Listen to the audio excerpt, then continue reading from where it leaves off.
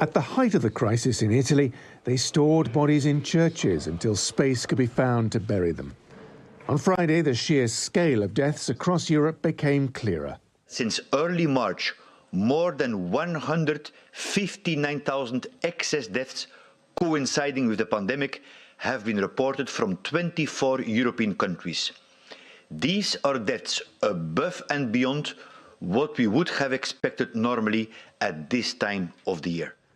The working assumption is that most of these were linked to COVID-19. Now those same European countries are easing restrictions but mindful of a second wave. In Paris, these shoppers were applauded at this popular department store as its doors finally reopened. The French government announced that from next week, cafes and restaurants will reopen with strict limits, and people will be allowed to travel beyond 100 kilometres from their home.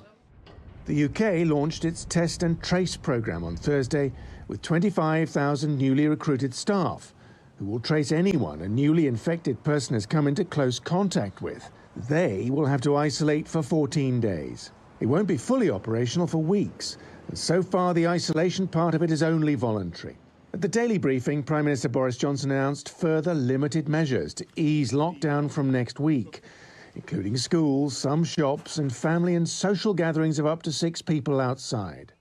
I cannot and will not throw away all the gains we have made together, and so the changes we are making are limited and cautious.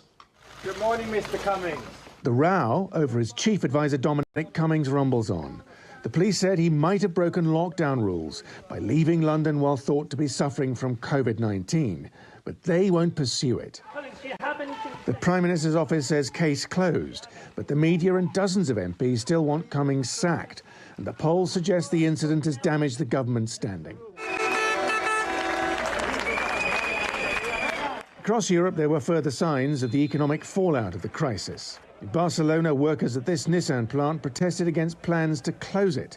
28,000 jobs are at stake.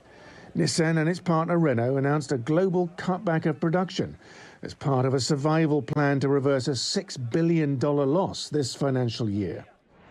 And EasyJet, the low-cost airline, said it will be cutting 30% of its workforce. Some of its planes will start flying again on June the 15th, but it doesn't expect flying to get back to normal until 2023. Simon McGregor-Wood, TRT World.